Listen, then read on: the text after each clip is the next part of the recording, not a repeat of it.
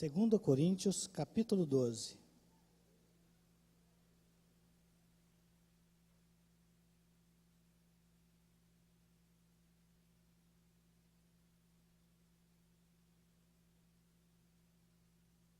Os que acharam, digam amém.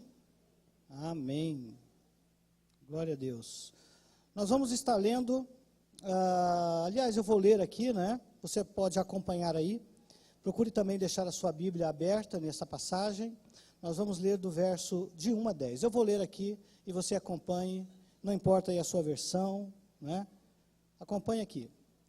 2 Coríntios, capítulo 12, verso de 1 a 10, diz assim: Considerando, pois, ser necessário que vos exponha minhas glórias, embora não me seja vantajoso orgulhar-me, passarei as visões e revelações do Senhor.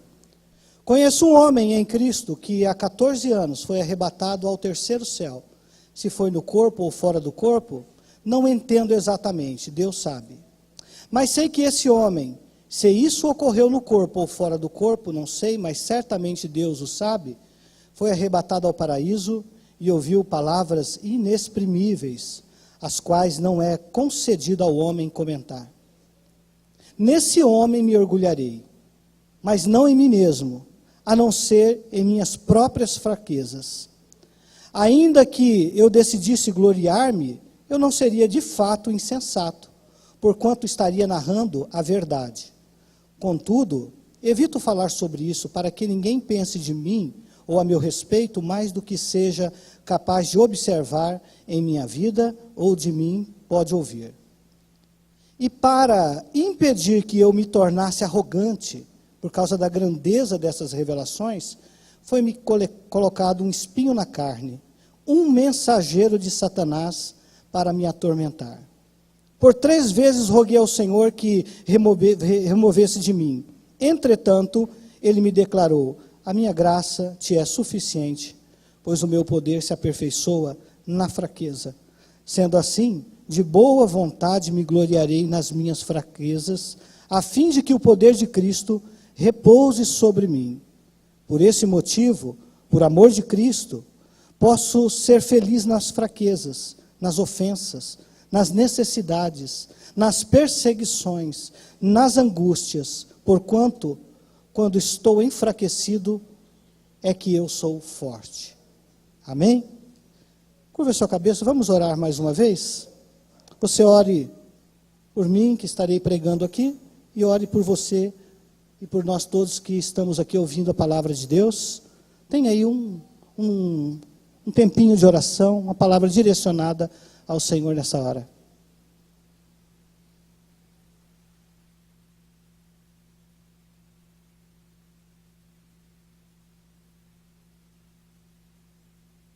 Senhor nosso Deus, nós estamos aqui, Pai, diante da Tua palavra, Senhor. Que o Teu nome seja glorificado aqui, Pai.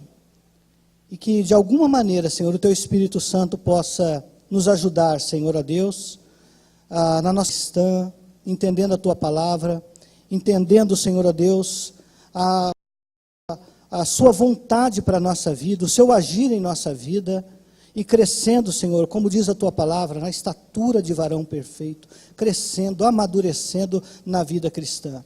Nos ajuda nessa hora, Pai, que o Seu nome seja glorificado em nome de Jesus. Amém. Amém. Então deixa a sua Bíblia aí aberta, né?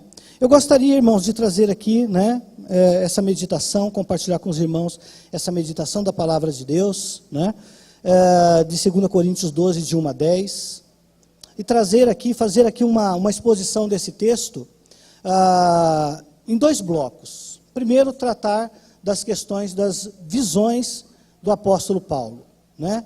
E no segundo lugar, o sofrimento do apóstolo Paulo. E é ali que a gente tira mais lições para a nossa vida, né? Para o nosso dia a dia. Mas não tem como, irmãos, adentrar isso sem fazer aqui algumas observações, não é? Sobre esta carta, né, sobre 2 Coríntios. Alguns estudiosos acreditam que há uma terceira carta, né, Entre a primeira e a segunda, há uma terceira carta que se perdeu no tempo e no espaço. O apóstolo Paulo fala disso em 2 Coríntios capítulo 2, verso 4, que em algum momento nessa carta ele foi duro e tal com os irmãos ali. Há uma tensão entre o apóstolo Paulo e os irmãos da igreja de Corinto. Ele foi duro nessa carta, ele diz isso. Mas que talvez por uma providência divina, essa carta se perdeu.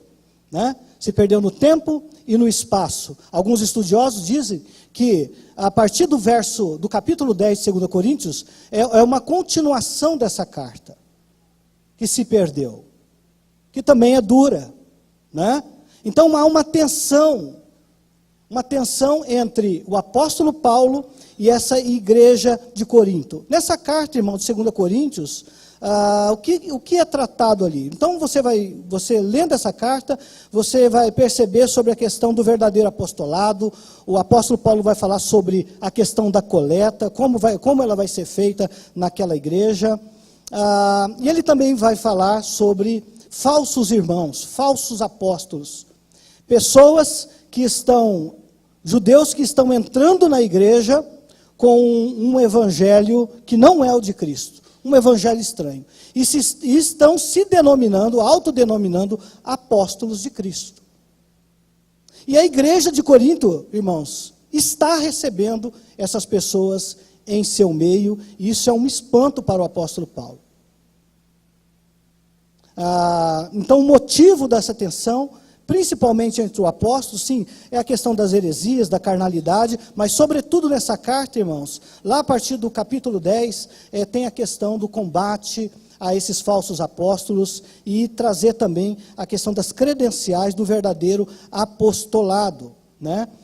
O apóstolo Paulo, em 2 Coríntios 11, 1, ele vai dizer isso, que essa maneira dele defender as suas credenciais do verdadeiro apostolado é quase que uma loucura para ele, é uma loucura.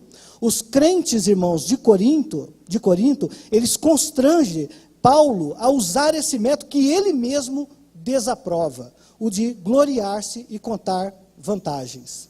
Paulo desaprova isso, mas ele usa essa ferramenta para combater esses falsos apóstolos, esses pretensos apóstolos. O que está em jogo aqui, irmãos, não é muitas vezes essa autoridade do apóstolo Paulo, ainda que ele defenda ela, mas o que está por trás aqui, irmão, é a integridade do evangelho e o amor que o apóstolo Paulo tem por aqueles irmãos, que foi gerado através de um trabalho missionário dele.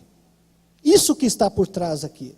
Não é muito as suas credenciais, mas ele vai usar desse recurso, vai trazer isso à tona e vai se defender nesse sentido, e o que ele considera aqui uma loucura fazer isso. Então Paulo aqui destaca suas próprias experiências e põe na mesa essas credenciais que estão lá em 2 Coríntios 11, de 22 a 33, para desbancar os seus opositores, para defender o evangelho entre os coríntios, né? Aí ele vai falar lá, eles são hebreus? Eu também sou. Eles são descendentes de Abraão? Eu também sou. Eles são discípulos de Cristo? Eu mais ainda. E a lista é grande, irmãos. Eles sofrem? Eu também sofro. E ele vai listando uma série de coisas em relação a essas credenciais do verdadeiro apostolado dele. Porque essas pessoas, irmãos, estão acusando Paulo de ser um fraco. Esse homem, ele é duro enquanto ele escreve nas suas cartas. Pessoalmente, ele é um fraco. Pessoalmente, esse homem é desprezível. É isso que esses falsos apóstolos estão falando de Paulo. E eles estão entre os irmãos de Corinto e foram muito bem acolhidos por eles. Naquele tempo, irmãos, era comum os sábios, os filósofos serem itinerantes e cobrarem por suas palestras, né, tirarem recursos dessas pessoas, e eles viram no cristianismo uma forma de fazer isso também. É por isso que o apóstolo Paulo, em algum momento, vai falar assim, me perdoe por essa ofensa. Vocês em nada foram inferiores às outras igrejas, a não ser numa questão, que eu nunca pedi para vocês me sustentarem. Nisso, vocês foram inferiores. Me perdoe por essa ofensa.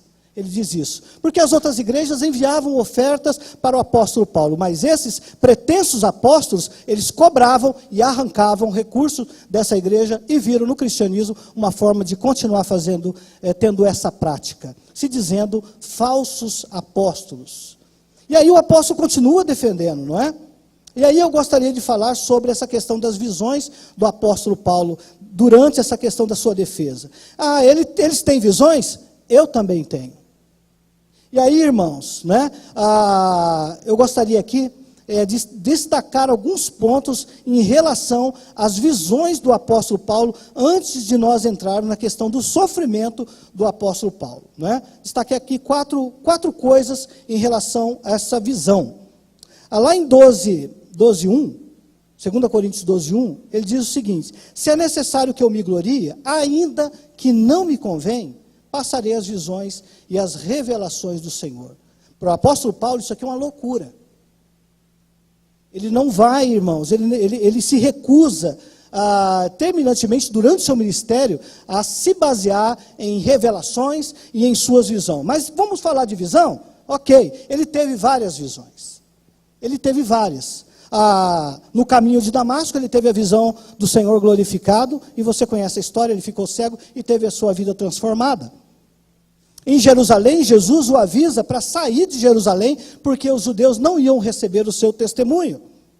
Em Troade, o Senhor mostra a ele um macedônio pedindo socorro: passa na Macedônia e nos ajude.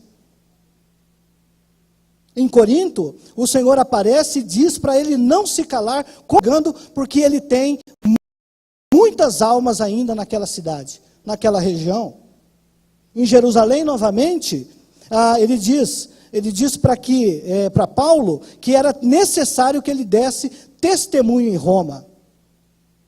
Era necessário que ele se apresentasse em Roma. Mas dentre as visões do apóstolo Paulo, ele escolhe uma para falar dela. Não para dar detalhes, mas para dizer por cima o que aconteceu. Ele diz que ele conhece um homem, né? Lá em 2 Coríntios 12, de 2-4, conheço um homem em Cristo que há 14 anos foi arrebatado e até o terceiro céu. Né? Você leu aí, não sei se no corpo, fora do corpo, sei que o tal homem, não sei se no corpo, fora do corpo, foi arrebatado ao paraíso, ouviu palavras inefáveis, a quais não é lícito ao homem referir. Isso era um segredo de Paulo. Esse era um segredo de Paulo, há 14 anos que havia acontecido, e ele não tinha falado disso até esse momento, até o momento de ser arrancado isso dele. Paulo aqui, irmãos, é a pessoa que viveu essa experiência extraordinária, de ter essa visão, né? As experiências, irmãos, dos outros, isso me faz lembrar que as experiências dos outros, elas nos edificam, mas as nossas próprias experiências com o Senhor, elas nos marcam por toda a vida. O apóstolo Paulo aqui, irmãos, ele usa um recurso, a sua humildade é tão grande, que ele usa um recurso aqui, ele não está na primeira pessoa, ele fala de um homem,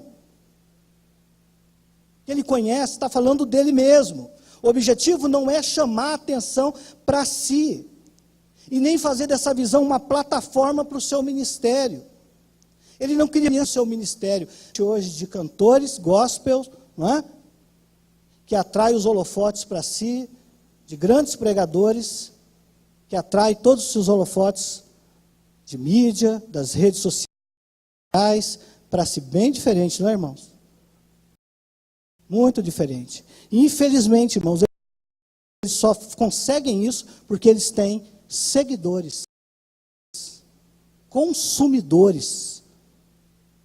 E o nome de Cristo não é glorificado. O intento do apóstolo Paulo é glorificar o nome do Senhor Jesus. Então, irmãos, ele cita esse arrebatamento de forma forçada. Como ele diz em 12:1, não convém gloriar-me. Uma outra coisa que eu quero observar, um outro ponto, irmão, é a grandeza dessa visão. A grandeza dessa visão. Para onde ele foi arrebatado? Para onde ele foi levado? Ele diz que foi até o terceiro céu, não é isso? Até o terceiro céu.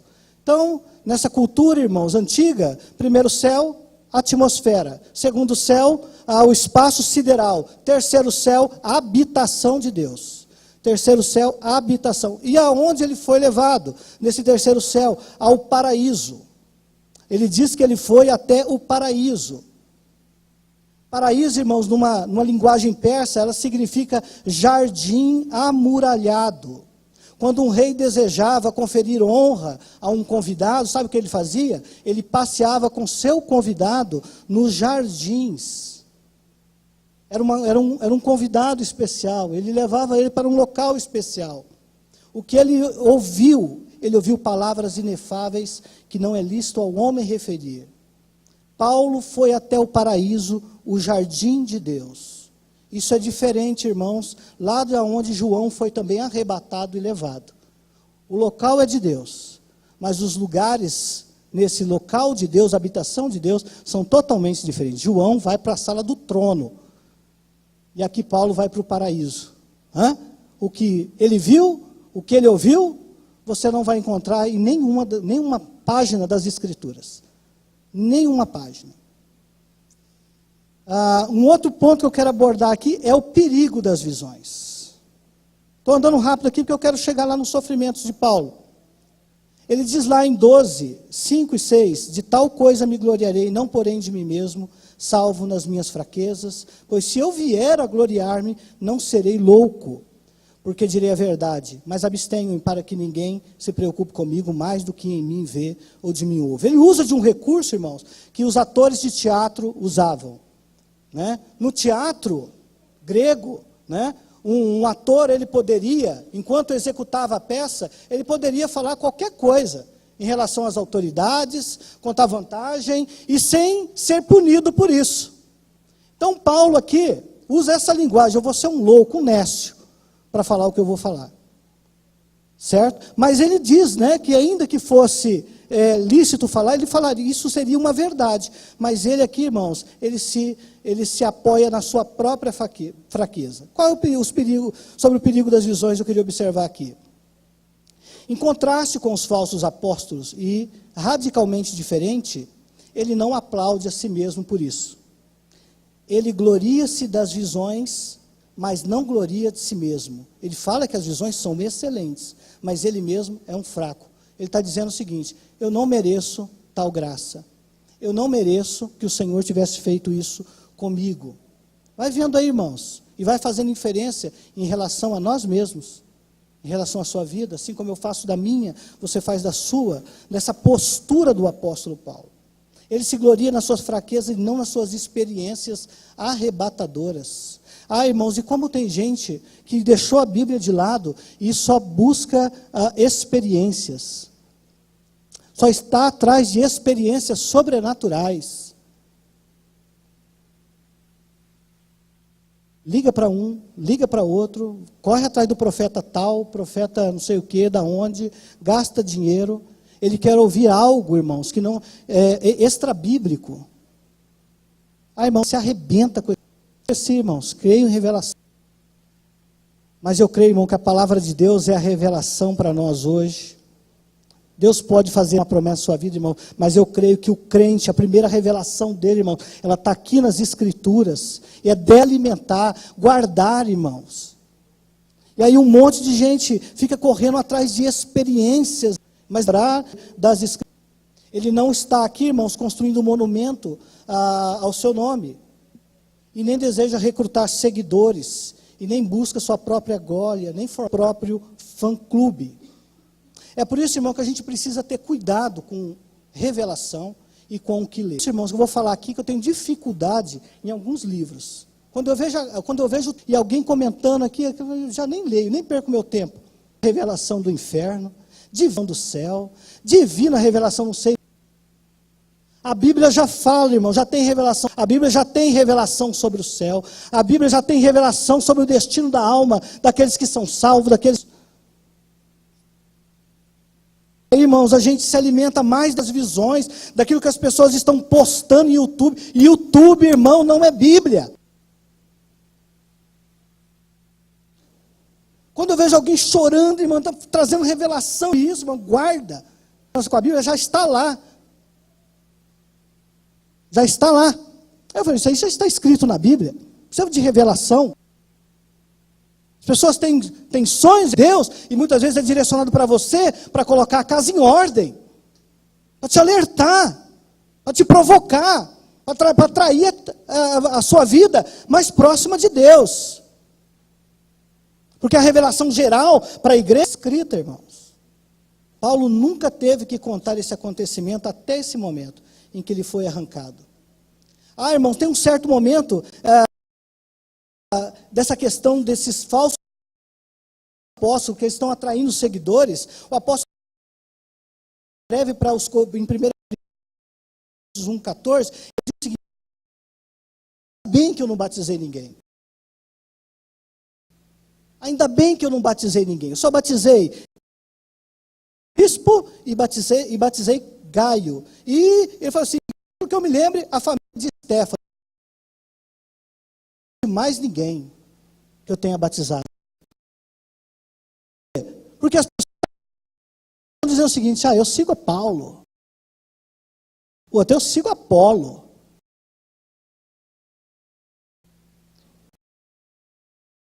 Seguindo homens, e o apóstolo Paulo escuta isso e fala assim, está bem. Sem batizar, um pouquinho de gente já está acontecendo isso, imagina.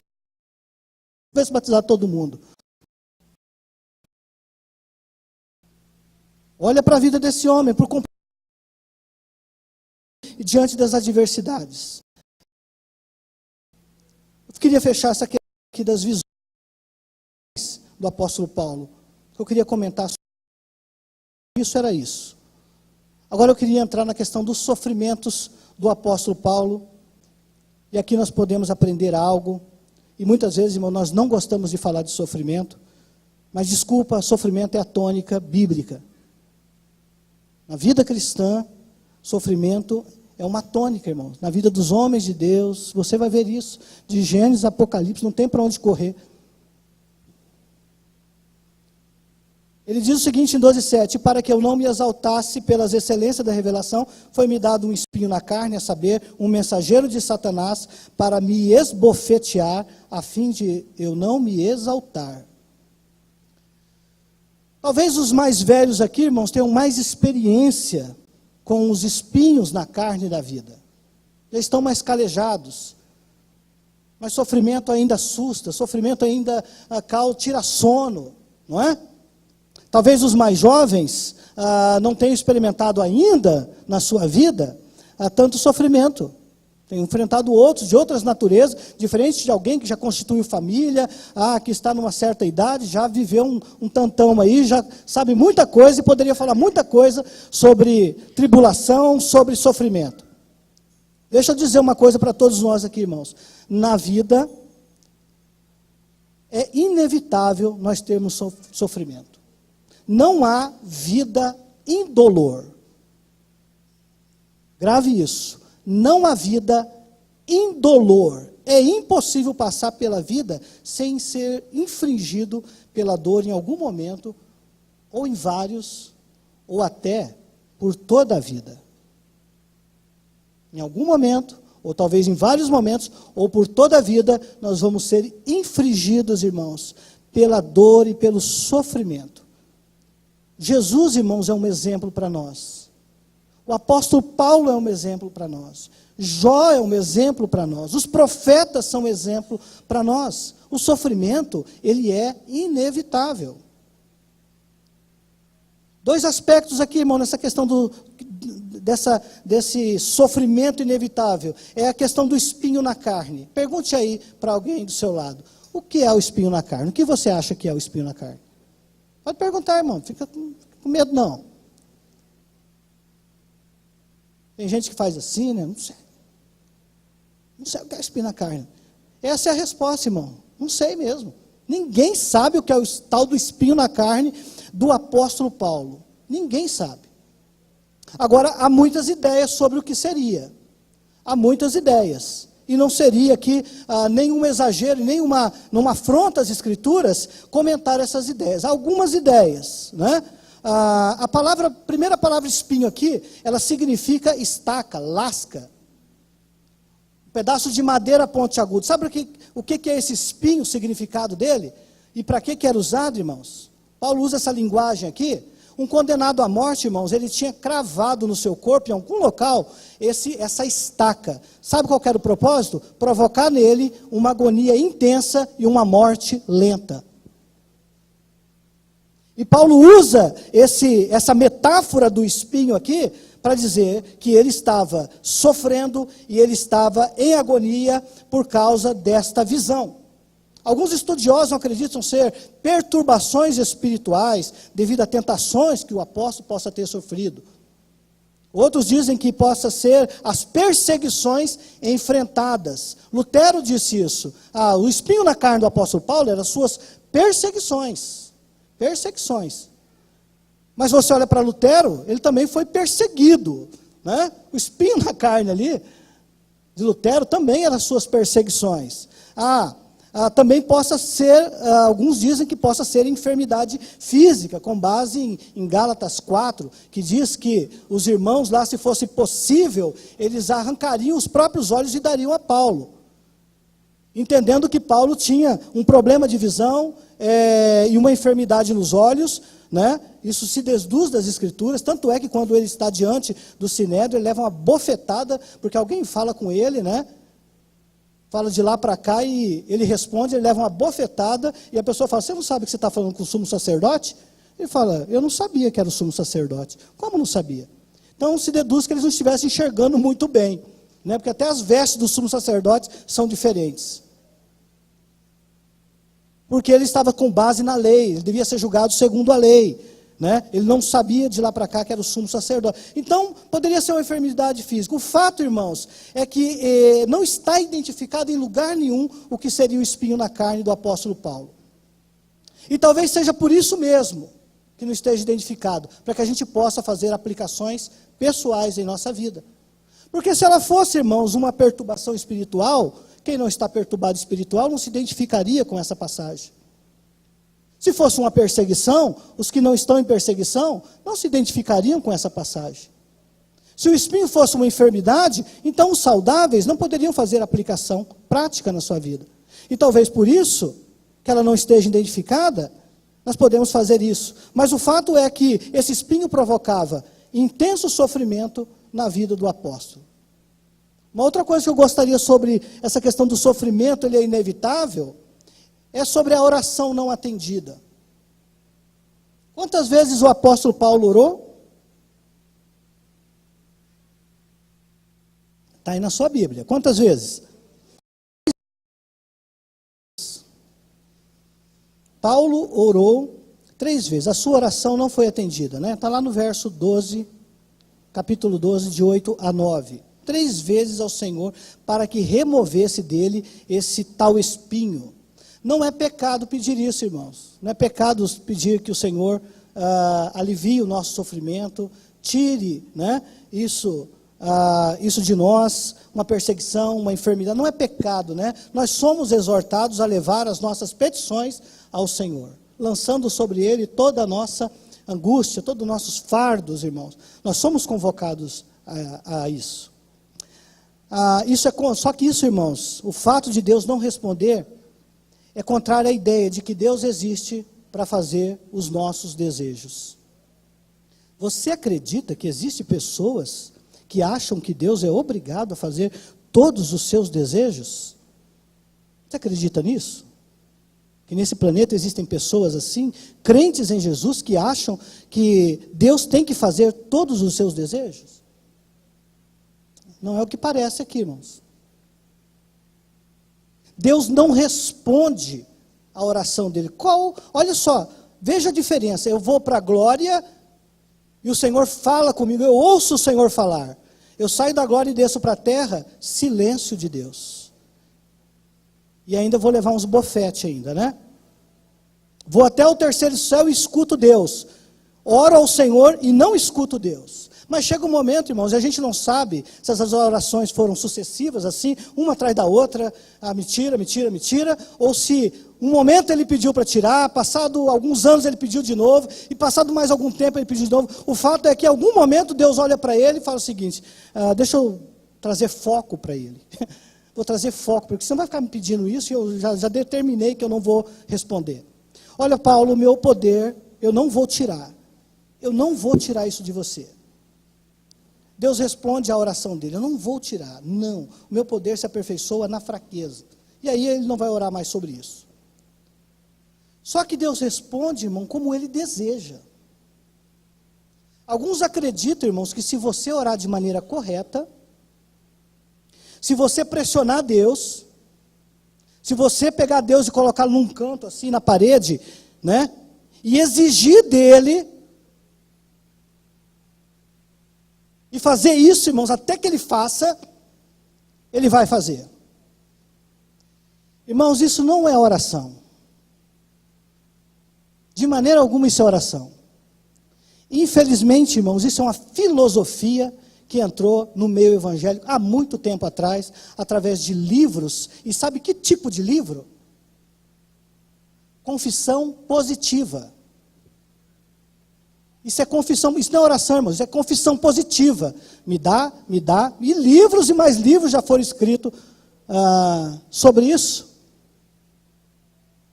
E essa tal de confissão positiva entrou nas igrejas e as pessoas acham que não podem ficar mais enfermas porque servem a Deus, e se ficar, Deus vai me livrar, e às vezes, irmão, vai morrer com aquela enfermidade e Deus não vai livrar, e ele continua sendo Deus. Esse entendimento, irmãos, essa visão de Deus nós precisamos ter, irmãos. Que nem tudo na nossa vida Deus vai responder.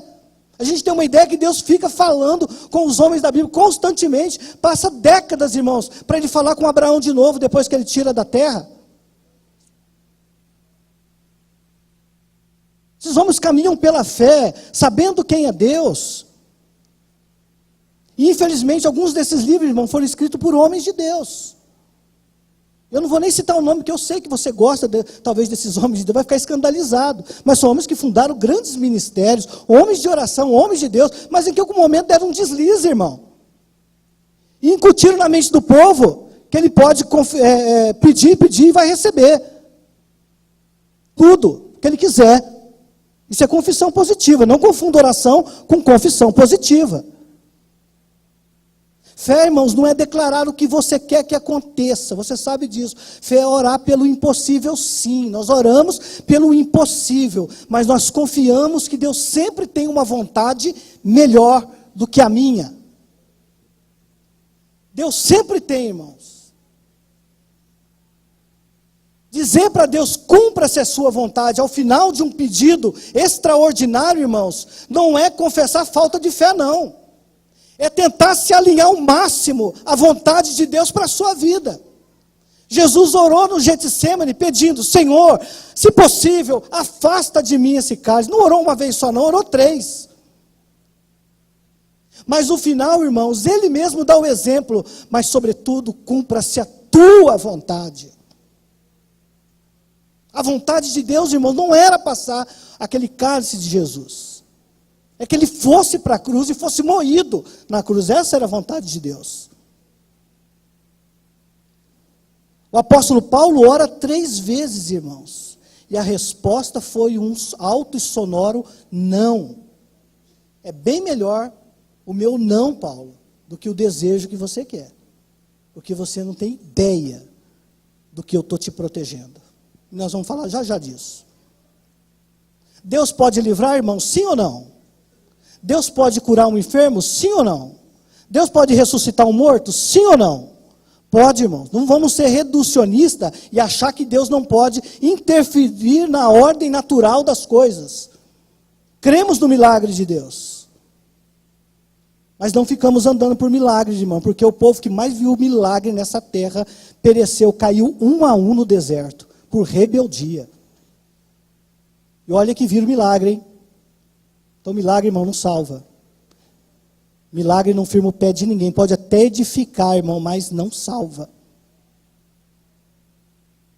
Eu oro por milagres, irmão, eu oro em momentos de agonia, eu oro para que Deus interfira, mas, irmãos, Ele pode não responder. E nem por isso eu vou abandoná-lo. E muitos abandonam o Senhor porque não têm as suas orações respondidas e nem a sua vida mudada. Foram atraídos por um falso evangelho de prosperidade, que você pede e Deus dá. A sua firma está falindo, agora ela não vai mais. Aí os testemunhos só se baseiam em situações financeiras. É complicado. Não que eu não creia que o Senhor possa nos ajudar. Mas não é essa a tônica.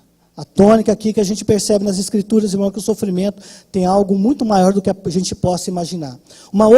Um segundo ponto aqui, em relação ao sofrimento de Paulo, o sofrimento é indispensável. Diga, sofrimento é indispensável. Olha, nem todo mundo acha isso, só alguns.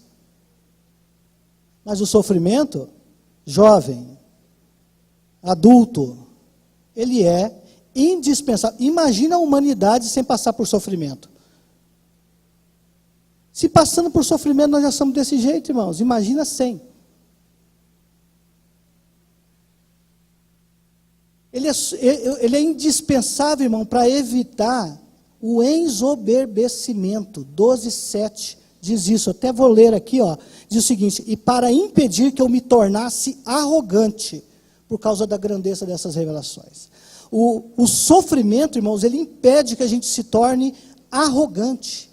Imagine, irmão, se a gente não passa aflição, angústia.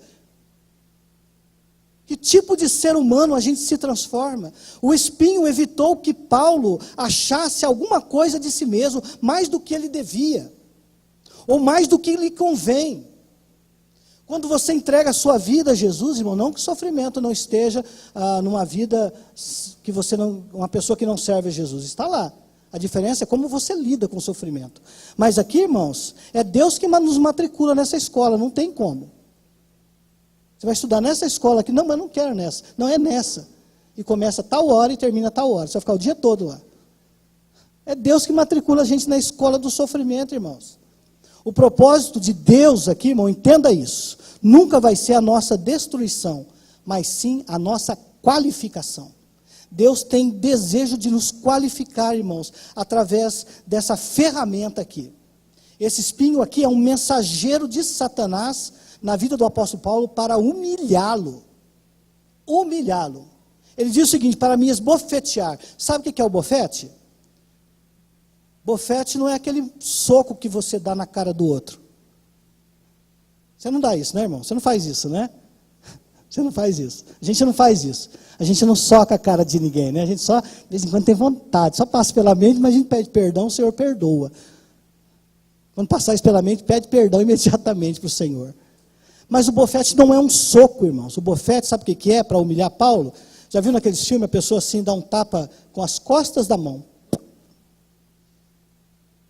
Não é digno nem de levar um soco de verdade.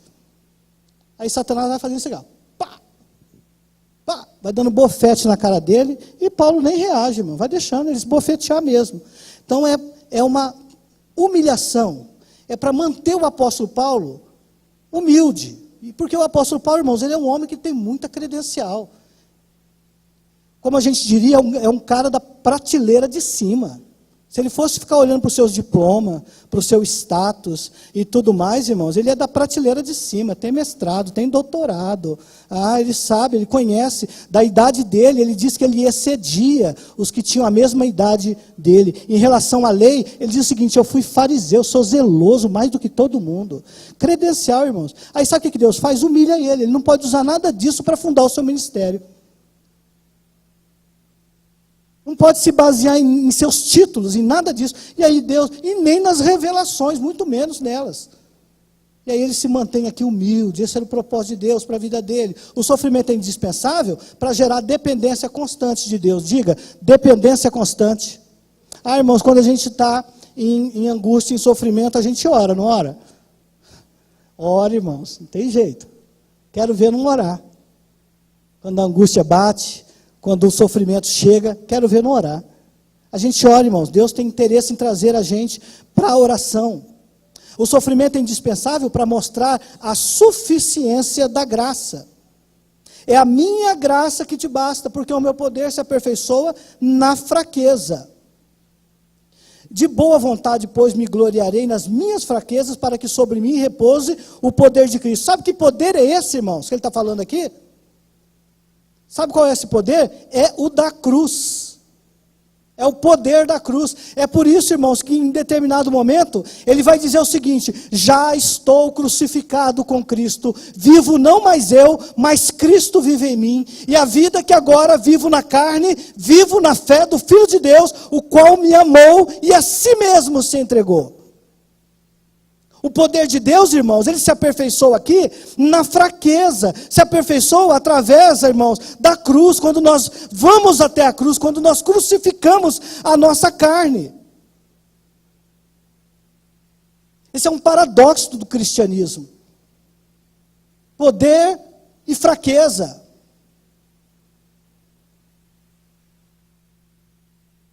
E aí, irmãos, a gente não leva a nossa carne para a cruz. Sabe o que a gente faz? A gente amarra ela.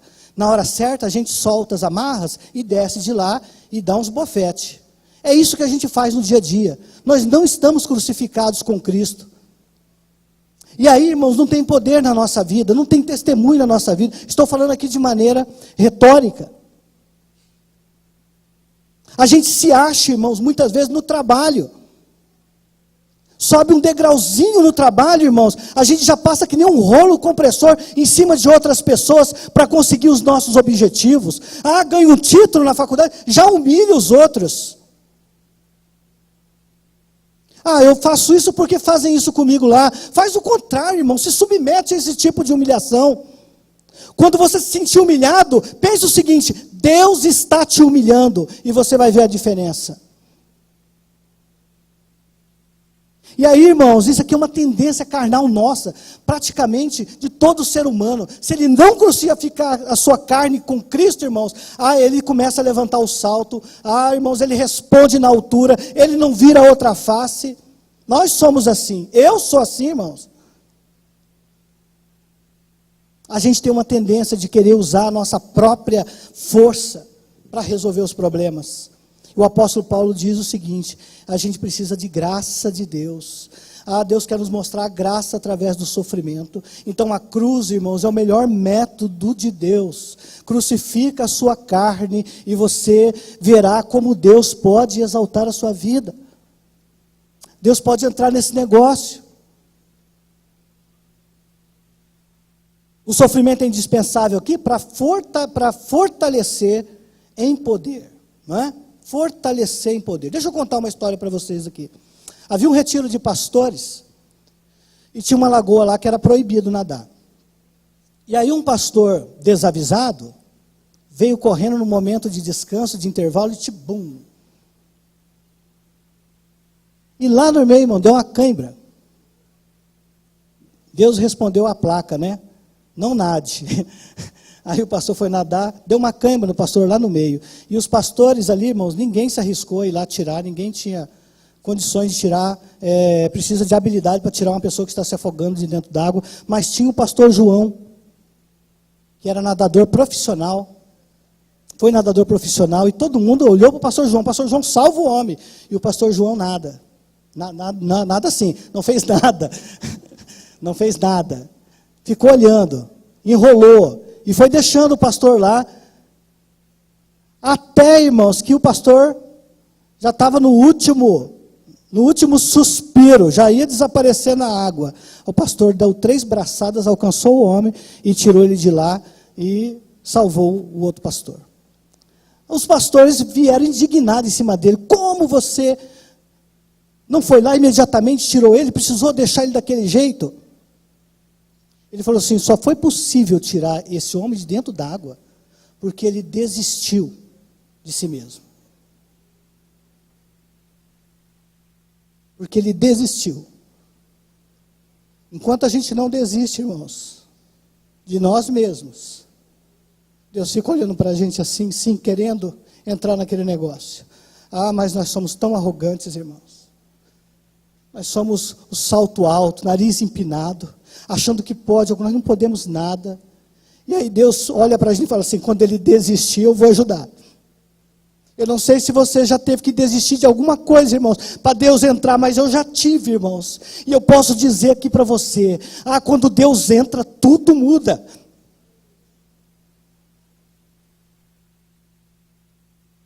Se está sofrendo, irmão, se está se batendo, desista. Deixe Deus entrar, convide Deus a entrar. Confesse a sua incapacidade muitas vezes para resolver essa situação. E diz que está nas mãos dele. Muitas vezes, irmão, essa é a chave para que Deus se levante do seu trono. É quando a gente desiste de nós mesmos. E confia no Senhor. Não é uma desistência, irmãos, que eu vou ficar agora estático, nada disso. Mas é assim, é transferir, irmãos, é transferir para Deus. A confiança, eu não confio em mim mesmo, maldito é o homem que confia no braço do próprio homem, é o que diz as Escrituras. E aí, irmão, esse poder, ele se aperfeiçoa. John Wesley, irmãos, ele pregou mais de 48 mil sermões, viajou mais de 7 mil quilômetros por ano com cavalo, carruagem, né? Pregou 3 vezes ao dia. Quando estava com 83 anos, escreveu em seu diário: eu nunca me canso, nem pregando, nem viajando e nem escrevendo. Poder na fraqueza. E tantos outros homens, irmãos, que pregaram, fizeram um impacto nesse mundo, porque se consideravam fracos diante de Deus, e por causa disso, o poder de Deus era aperfeiçoado na vida deles. A terceira coisa em relação ao sofrimento, irmãos, do apóstolo Paulo, é que o sofrimento ele é pedagógico. Deus não desperdiça sofrimento na vida dos seus filhos. Se Deus não remove o espinho, irmãos, é porque Ele está trabalhando em nós para começar a trabalhar através de nós. Você sabe que o sofrimento ele é pedagógico? O apóstolo Paulo diz isso em 2 Coríntios 1,3. Deus nos consola em toda a nossa tribulação, para que também possamos consolar os que estiverem em alguma consolação ou tribulação, com a consolação que nós mesmos somos consolados por Deus. Olha só, alguém que já enfrentou uma UTI, irmãos, tem condições de consolar alguém, alguma família que está com um ente querido numa UTI. Alguém que viveu uma situação de desemprego, irmãos, e sofrimento por isso, sabe olhar nos olhos de uma outra pessoa desempregada e falar: Deus pode entrar, e orar, e ter misericórdia. Alguém que passou dificuldade no casamento, lutou para restaurar o casamento, sabe, irmãos, aconselhar um casal. Entra no negócio. Então Deus não desperdiça o nosso sofrimento, Ele quer usar essa experiência, muitas vezes que nós temos, irmãos, para consolar outros. É pedagógico. Nós estamos matriculados numa escola. E Deus usa essas circunstâncias, irmãos, para que a gente possa ajudar outros. O poder de Deus se aperfeiçoa na fraqueza, irmãos. Quarto, eu vou correr um pouquinho aqui. O sofrimento pode ser um dom de Deus. O apóstolo Paulo entendeu e aprendeu isso. Sabe por quê? Porque ele fez as pazes com o sofrimento. Ele fez as pazes. Olha o que ele escreve em Filipenses 4, de 11 a 13. Não digo isso por necessidade, porque já aprendi a contentar-me com o que tenho, sei estar abatido e também sei ter abundância. De toda maneira e em todas as coisas eu estou instruído, tanto a ter fartura quanto a ter fome, tanto a ter abundância quanto a padecer necessidade. Aí vem aquela frase que a gente ama. Posso todas as coisas naquele que me fortalece. Sabe o que a gente faz, irmão? A gente só pega essa parte aqui, recorta ela, prega no Facebook lá, né? A gente só fala ela, mas a gente tem que ler antes. Por que ele falou isso? Porque às vezes, irmãos, isso não é a realidade da nossa vida. Quando a gente está sofrendo, a gente está acusando Deus. Está acusando Deus por causa daquele sofrimento, o diabo por causa daquele sofrimento. E aí a gente não passa aquela fase olhando para aquilo que tipo de lição eu estou aprendendo aqui. Como isso está contribuindo para o meu crescimento? A gente não faz esse tipo de questionamento, mas a gente briga, chora, irmãos, reclama, murmura. Porque a gente só lembra dessa passagem aqui, ó, né? Esse finalzinho. Posso todas as coisas. Mas passar fome também pode, irmãos. Não ter fartura também. Passar necessidade também. É o que ele está dizendo aqui. Eu estou instruído tanto a uma coisa quanto a outra. Eu sei lidar com as duas situações. Se eu tiver muito, eu sei lidar com ela. Se eu tiver pouco, eu também sei lidar com ela. E aí ele escreve isso, irmãos, para nós hoje. O espinho na carne, irmão, de Paulo foi uma dádiva, porque o protegeu daquilo que ele mais temia. Sabe qual era? Ser reprovado por Deus.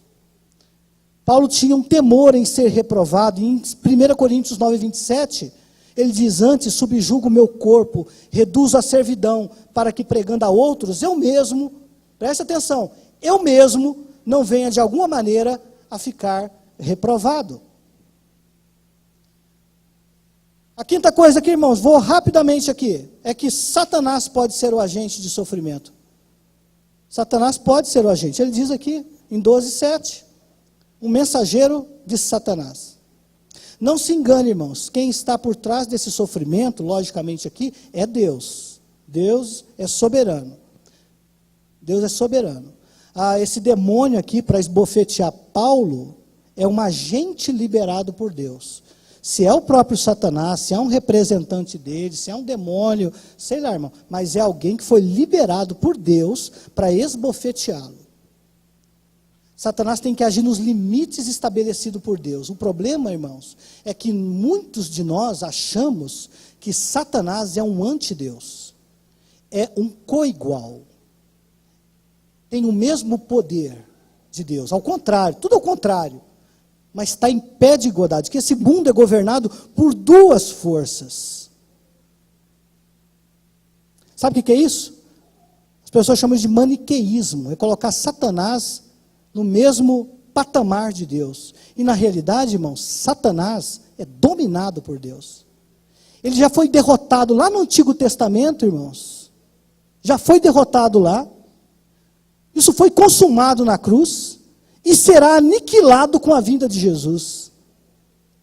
Quando você olha para Jó, irmão, você vai ver Satanás tendo que trabalhar ali no limite estabelecido por Deus e não fora dele. Ele não tem essa liberdade que muitos crentes acham que ele tem.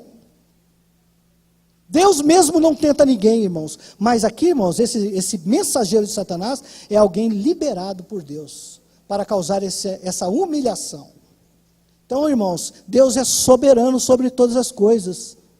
A gente fica dando poder a Satanás e atribuindo a ele coisas que ele não tem. Muitas vezes ele é o bode expiatório nosso, que a gente culpa ele, né? De algumas mazelas que a gente faz, a gente lança nas costas dele e às vezes ele não tem culpa diretamente daquilo. São as nossas ações, os nossos erros, os nossos atropelos. A penúltima coisa aqui, Deus nos conforta na adversidade. Deus nos conforta, irmãos. A resposta de Deus para Paulo não era o que ele esperava, mas era o que ele precisava. Deus confortando Paulo em todo momento. E a última coisa, irmãos, no sofrimento de Paulo, a chave para nós crescermos no sofrimento é vê-lo em função do amor de Cristo. Se não for isso, irmãos, vai parecer uma tortura mesmo.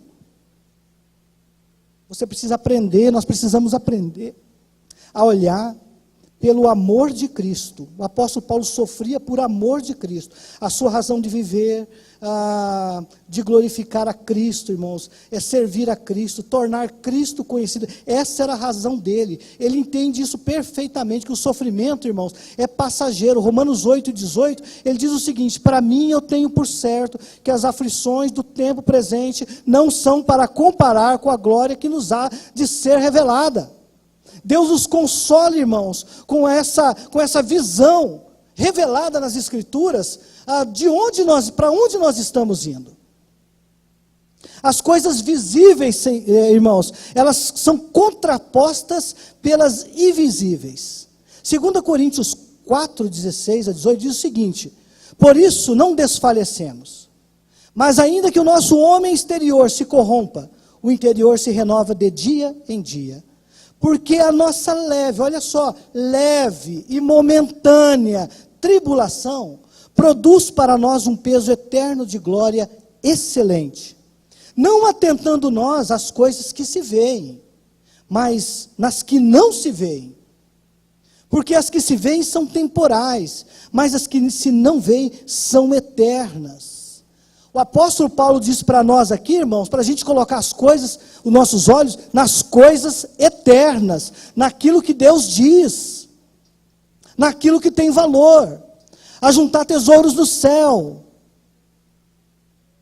Irmãos, quem tem uma visão do céu, quem caminha nessa terra, olhando para cima, irmãos, são aqueles que triunfam diante do sofrimento e da adversidade. E lembre-se, triunfar no sofrimento e na adversidade nem sempre é ser livre dele, mas é caminhar triunfante, sabendo que Deus está por trás daquilo, e que ao mesmo tempo que Ele está por trás daquilo, Ele é o meu consolador, e eu posso caminhar triunfante sobre essa terra, independente das circunstâncias.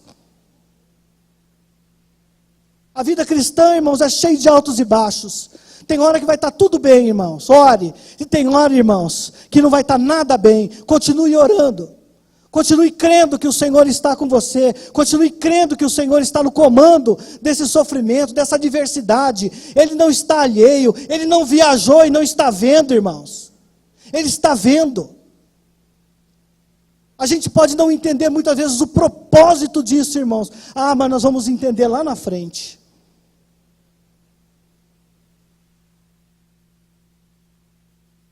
Isso deve ser, irmãos, a nossa bandeira na caminhada cristã. Cada um de nós escreve uma história. E nessa história, irmãos, tem momentos alegres e tristes. Infelizmente, mas tem.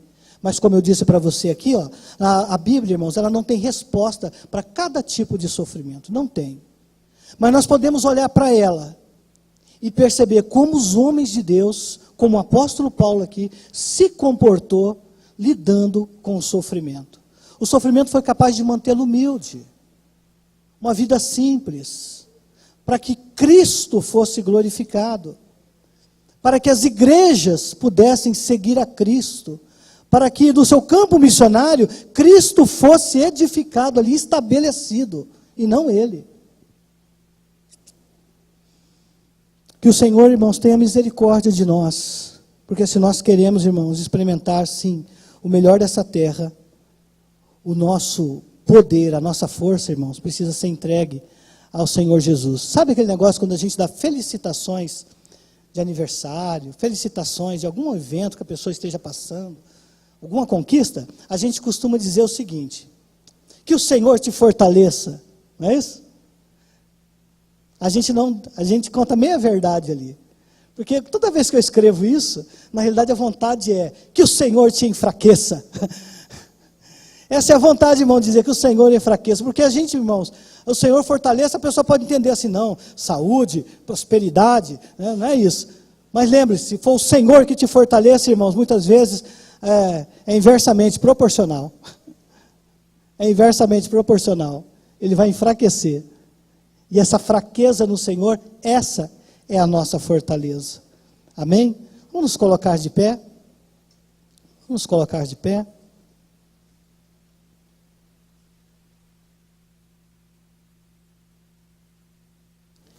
Eu vou pedir para você curvar a cabeça, antes de nós encerrarmos.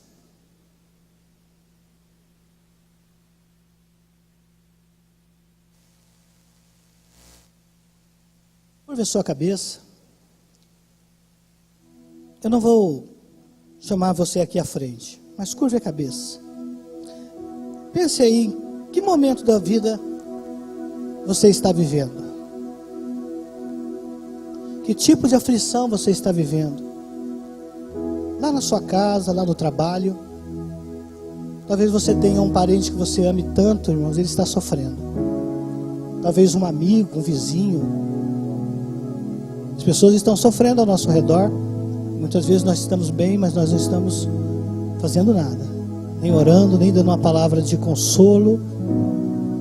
Mas muitas vezes nós mesmos estamos passando por lutas, irmãos. Não atentamos, para as escrituras que dizem: basta cada dia o seu mal. Mas que tipo de sofrimento você está enfrentando nesses dias? Eu creio num Deus, irmãos, que alivia o sofrimento. Eu creio num Deus de milagres. Eu creio que Ele pode fazer isso nesta manhã na sua vida. Mas também creio, irmãos, que Ele pode não fazer nada. E Ele continua sendo Deus. Ele continua sendo soberano sobre nossas vidas, sobre o nosso futuro, sobre a nossa existência. Atos 17 diz isso: por Ele nós vivemos, nós nos movemos e nós existimos. Caminhe com o Senhor. Vamos levantar aqui, vamos dar as nossas mãos uns aos outros e apresente aí, irmãos, como o apóstolo Paulo teve ousadia também de apresentar: orei 3 vezes ao Senhor. Quem sabe o Senhor responda. Quem sabe Ele diga: não vou tirar, mas o meu poder se aperfeiçoa na fraqueza. Levante a sua voz. Esse é o momento, irmãos, em que você pode fazer isso. Levante a sua voz. Nós vamos orar e vamos encerrar.